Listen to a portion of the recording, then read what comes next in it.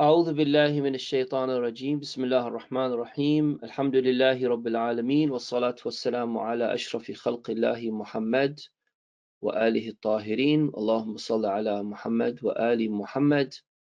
Assalamu alaikum wa rahmatullahi wa barakatuh, sisters, and welcome to Contemporary Islamic Theology, course that I have initiated after numerous sisters had requested that I start something that would accommodate to sisters at home at the convenience of your own house, and something that would work in a structured way where you would be able to pick up on important, necessary religious knowledge and do so in a structured methodology. And I thought that one of the most important topics that we are very much in need of is how we are able to understand the contemporary nuances of modern thought and how we can relate all of that to our religion, Islam.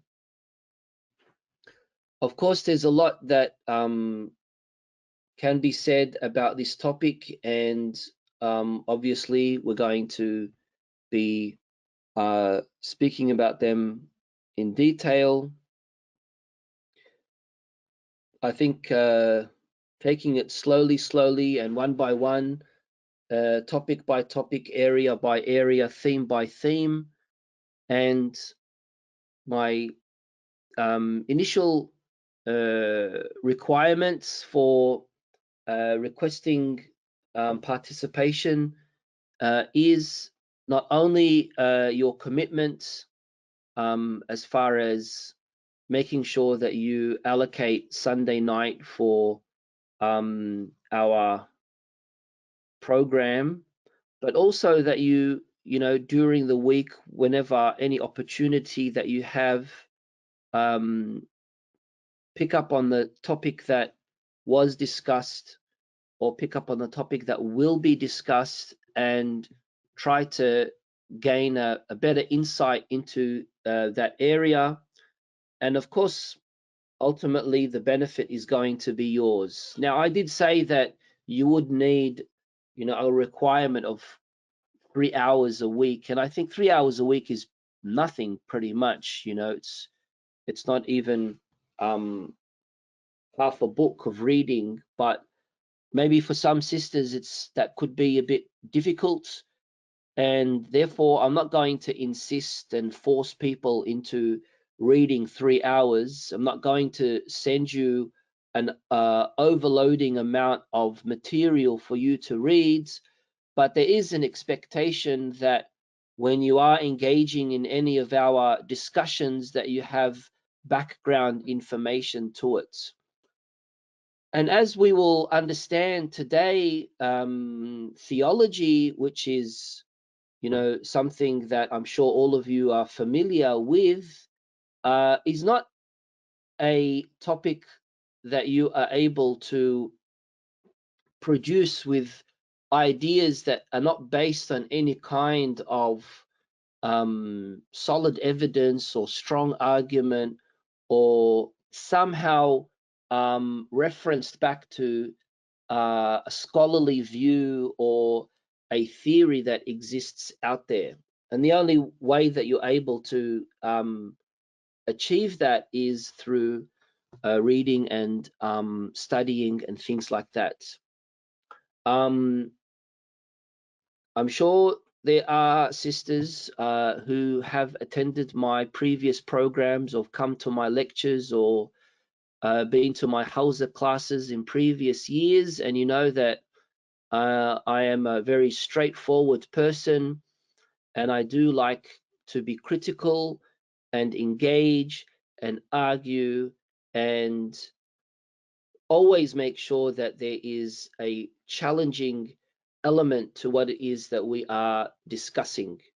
And so therefore, I do not in any way expect that you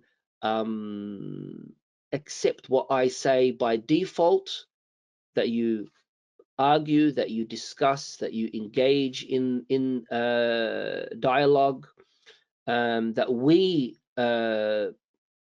have some kind of interaction in whatever topic it is that we are discussing, but to make sure that it is substantiated with evidence, with dalil, and this, of course, is a very fundamental Quranic precept. In the Quran, it's called burhan, and burhan means evidence, it means argument, it means that you need proof.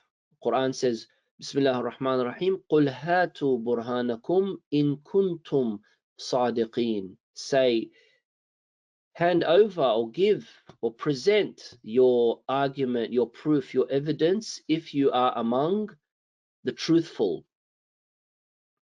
And of course, we have that very famous Arabic saying, نحن أصحاب الدليل. We are the followers of evidence. أينما مال نميل. Wherever evidence takes us, we go that way. Wherever proof directs us, we go towards that path. And there's another verse in the Holy Quran which is very interesting, and that is when the Quran says, Bismillah ar-Rahman ar-Rahim, فَبَشِّرْ عِبَادِي الَّذِينَ يَسْتَمِعُونَ الْقَوْلَ فَيَتَّبِعُونَ أَحْسَنَهُ. And give glad tidings to my worshippers who listen to the views, يَسْتَمِعُونَ الْقَوْلَ, that you listen to the theories that are out there, that you listen to the views, يَسْتَمِعُونَ الْقَوْلَ. But you listen to the different views, but يَتَّبِعُونَ فَيَتَّبِعُونَ أَحْسَنَهُ, that you follow the best of those views. That you don't stay stagnant in your understanding, that you don't become ignorant or arrogant or emotional or stubborn or adamant about following a particular way. And of course, all of these things are very, very important. Now, dealing with certain topics that we have allocated for this course, due to the sensitivity of some of them, I must, from the very beginning, from now, apologize that there might be some kind of uncomfortable scenario from my side and also from your side, as far as some topics being very explicit. One of the topics that we will be discussing is what is commonly known as FGM, or female genital mutilation.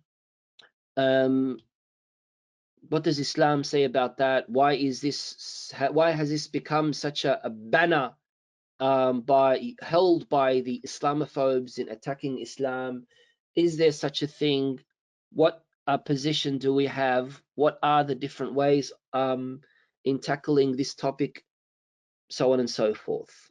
So as far as I'm concerned, I'm trying to discuss these things because they are topics that are real, they're topics that are relevant, they're topics that we live with, they're topics that we need to understand, not only on a shallow surface level, but a deeper level.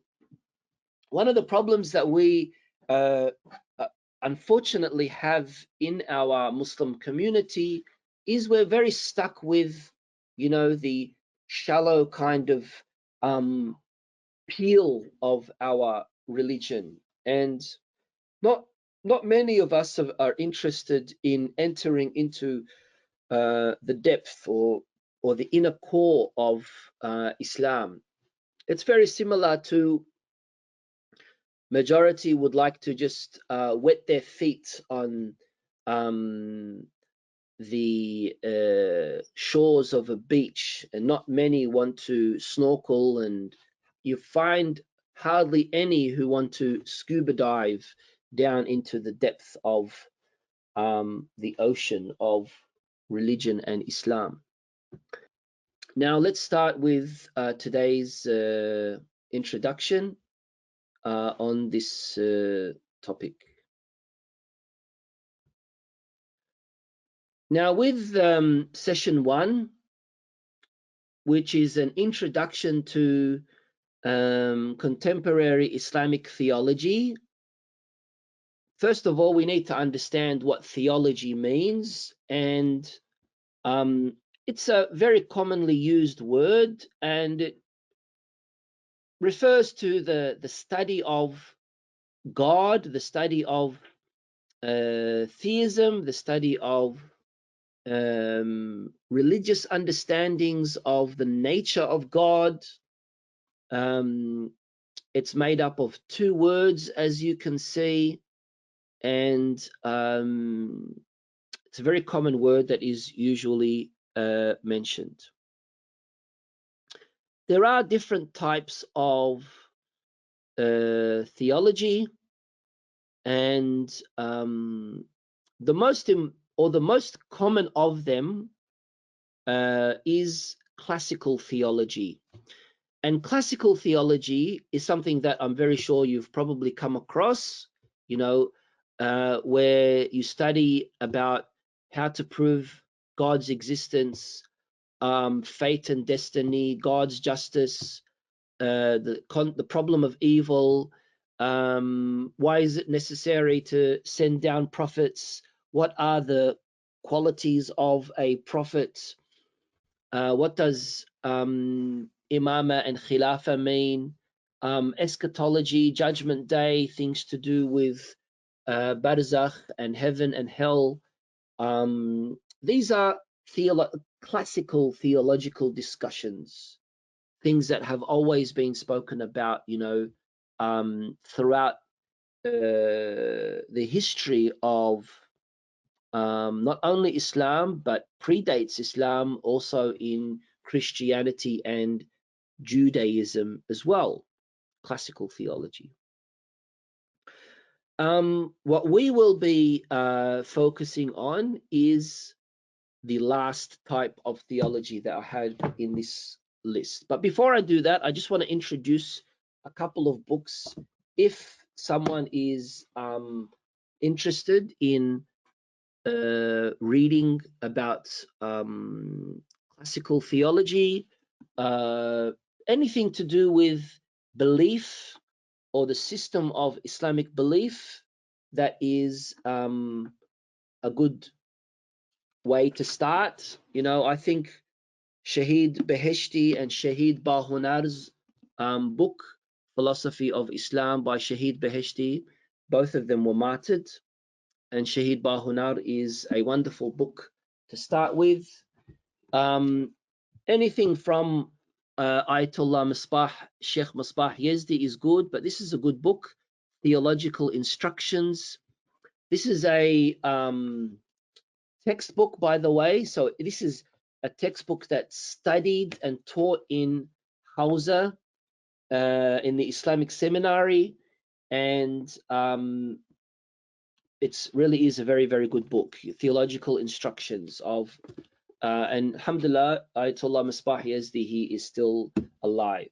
Coming to Western academic work and Western scholarly work, you might find some books by William Montgomery Watt, W-A-T-T. He's got some interesting books on Islamic theology as a whole. He was an Orientalist, so there might be some, things that you might not be comfortable in reading about as far as his understanding of Islam. You have Oliver Leaman, who has a book on theology, and this is an interesting book called Classical Islamic Theology, edited by Tim Winter, and this is the Cambridge Companion to Classical Islamic Theology. Interesting thing here is that this is an edition, which means that each topic was written by different authors, different writers. So it's a collection of articles, right? But interesting book to read. Now, here, okay. So there's another book that I am going to be introducing, but I'll do that later on. Sorry, what's going on here? Okay. Now with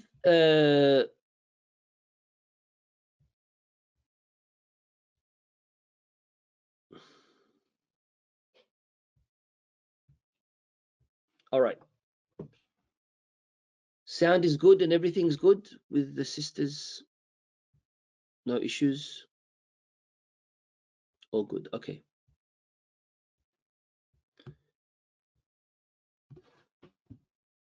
As for Islamic theology, the word Islamic theology, the word that is commonly used is ilmul kalam. Now, as you know, kalam in Arabic means talking, and there are different views as to what the origin of this word kalam means, right? Does it mean, is it something to do with God and whether or not God's talk is eternal, or whether it was created, or whether this is to do with theology basically being a method of dialectic arguments where a person is presenting evidence in proving the superiority of his or her religion, and therefore it's all to do with kalam and how they express themselves and whatnot. Whatever the case may be, in the understanding, the Islamic understanding of the word theology, the equal in the Muslim world is ilmul kalam. Now, when you come across this particular word, it might also something else that might also be used is al-ilahiyat.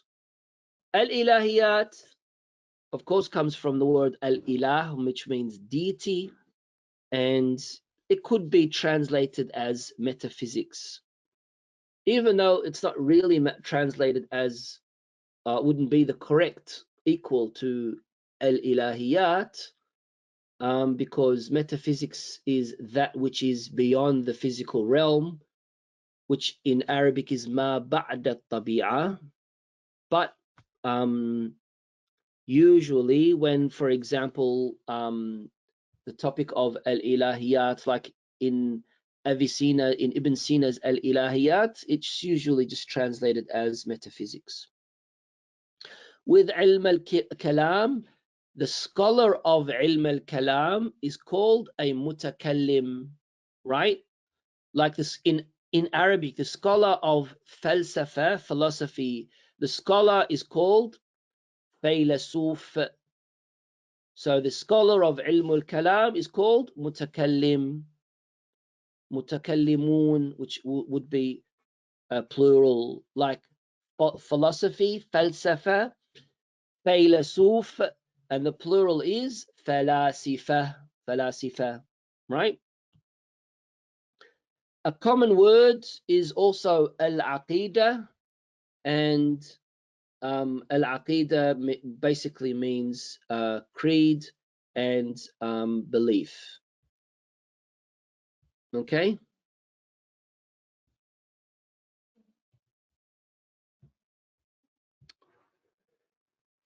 Now, when we are talking about Islamic theology, what are we referring to? We are referring to establishing the core beliefs of Islam as a religion. But can we stop there? Can we say we're establishing the core beliefs of Islam as a religion and just stop there? Or do we need to say in accordance to a particular set of ideological beliefs, or in reference to, or in accordance to a system adopted by this understanding of Islam or that understanding of Islam? We know that, unfortunately, and no one's proud of this, unfortunately, that there isn't one Islam out there as far as interpretations is concerned.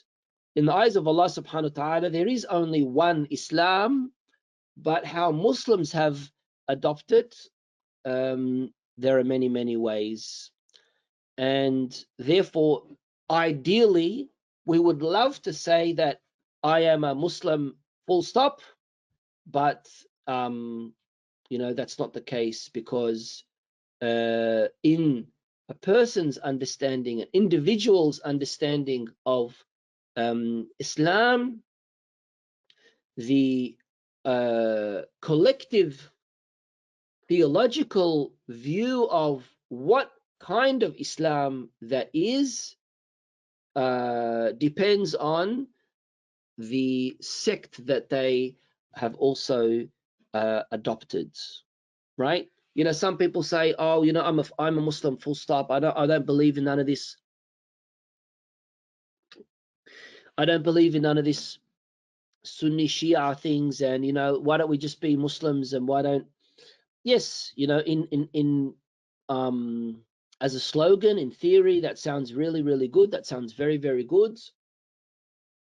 But here we're talking about theological belief. What you have developed in your understanding, in your theological understanding of what Islam represents. For example, if you say, well, I believe in God, and I believe that God is just. I believe that God is fair. Okay, that's very good. If you do say that you believe that God is just, that he is adil, then you all of a sudden have left or rejected the view of a lot of Muslims who do not believe that God is just or fair. And of course, there are many other examples that we're able to give. So again, by theory, by slogan, it does sound very, appealing when, someone says, "Oh, I'm just a Muslim and nothing else." But there are a lot of things that depend on that kind of interpretation or understanding of Islam as a religion. Another point that I just wanted to very quickly make is there are some people these days who come up with this expression of saying that I don't believe in institutionalized religion. I don't believe in the institutionalized, indoctrinated kind of Islam. I have my own way of looking and understanding of Islam. Then, a lot of what do they say? Tutti frutti kind of theories evolve from that as well. So theologically, here we're talking about theologically, Islam is divided into two major groups, two major sects. And I use the word sect very loosely because there are problems with this word sect in this particular context, and that's why, you know, the better way of saying it would be school of thought. So the Shia school of thought and the Sunni school of thought. In the Sunni school of thought, there are two main theological sects. Two main theological sects.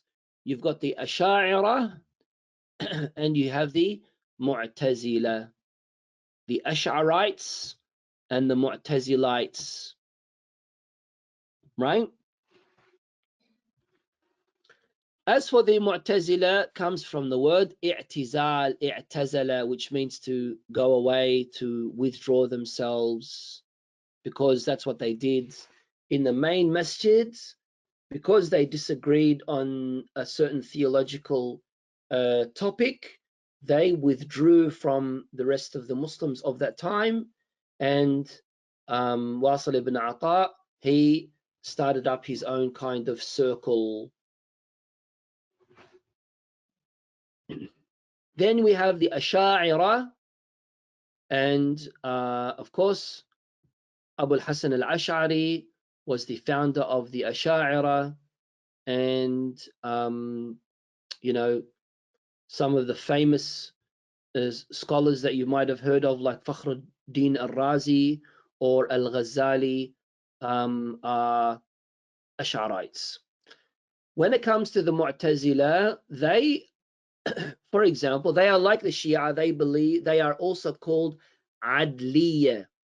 Adl or Adala. Adala means justice. Adl means just. They also believe, like the Shia, that God is Adil. And that's why, for example, the Shia, they say that there are 5 foundations or fundamentals of religion: Tawheed, monotheism; Adl, which means the justice of Allah subhanahu wa ta'ala; and then Nubuwah, prophecy; then Imama; and then Ma'ad or judgment day. So number 2 is Adl. And not the Shia believe in Adl, and the Mu'tazila also believe in Adl. However, the Ash'ari, they do not believe in God being just. What do they say?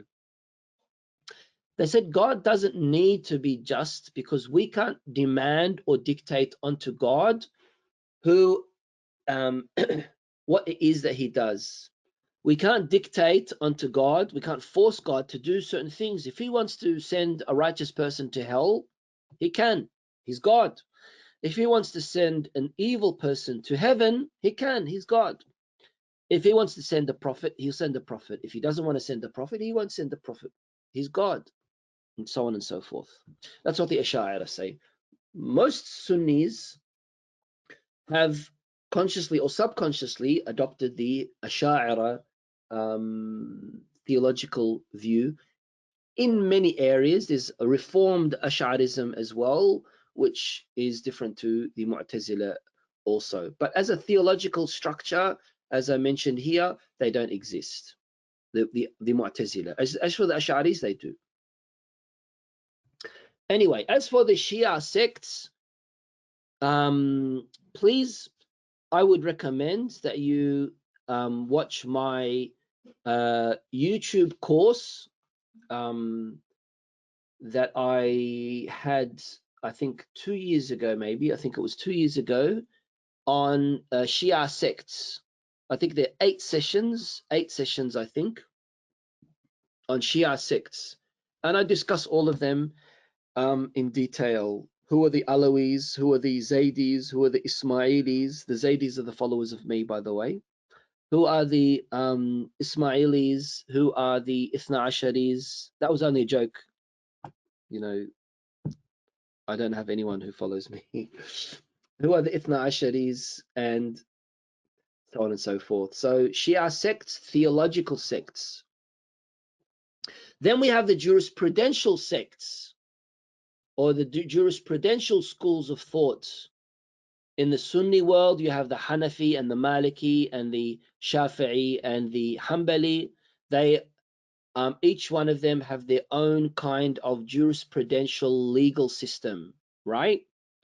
And then the Shia, that there is the Usulis, and then there was a new group that was formed, and they still exist, and they are the Akhbaris. You can say Akhbari or Ikhbari, Akhbari, right?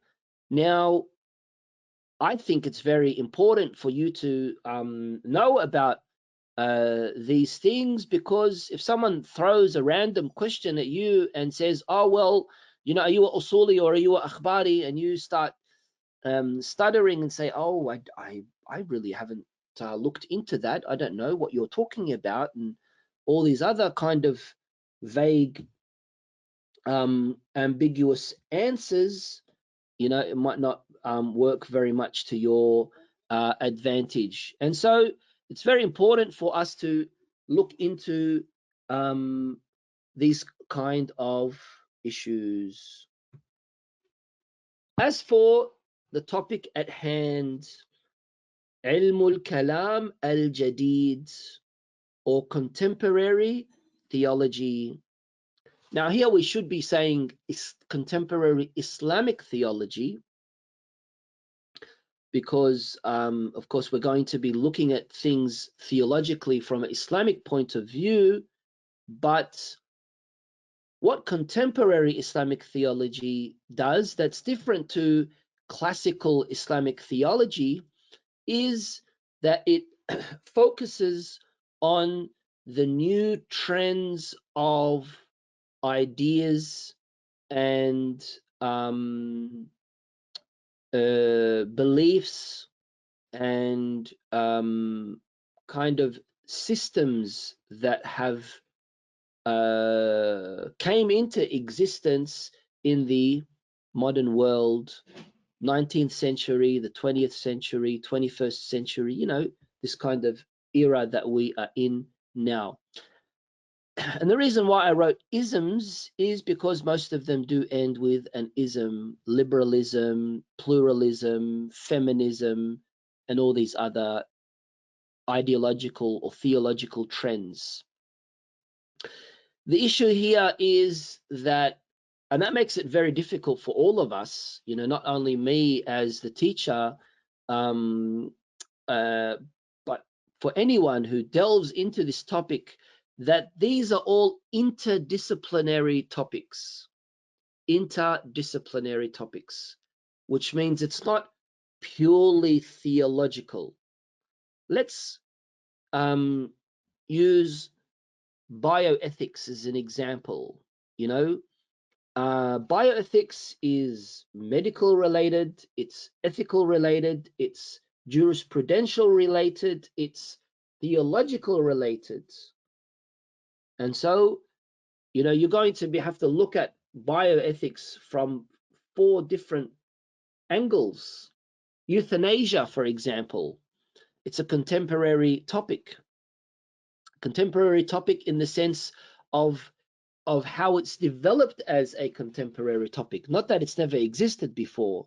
You know, abortion always existed, or LGBTQI LMNOP has always been there, but you know, the nuance of it being something a part of our contemporary world, how do you deal with it? You know, euthanasia, you can look at it theologically, you can look at it morally, you can look at it jurisprudentially, legally, and so on and so forth. Okay, so these are, I'm just, you know, as an introduction, mentioning these being the things that we will be discussing, and how contemporary theology is different to classical theology.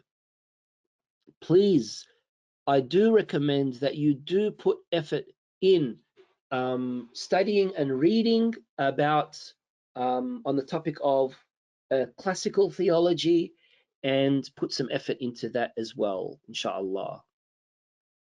Now, this is your homework, that for the rest of this week, I want you to look into these 3 key terms: ideology, and worldview, and epistemology? Is there a difference between having an ideology and adopting a worldview?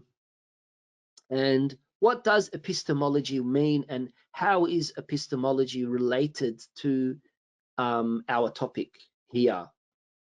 And just a hint of how it's very much related to our topic when we look at the issue of, for example, Islam being the favored religion or Islam superseding all other religions. Is that because you as a Muslim believes in absolutism, or is it because you believe in relativism, that it's everything's relative? Well, because you were born on this side of the world, you're a Muslim, and because and all religions have somehow a portion of haqq and truth in them, and therefore, we need to allow that pluralistic kind of understanding in all religions. That's why epistemology is very relevant to the topics that we are discussing in this course. And this comes to an end of today's presentation, and I will open up for time for questions and answers.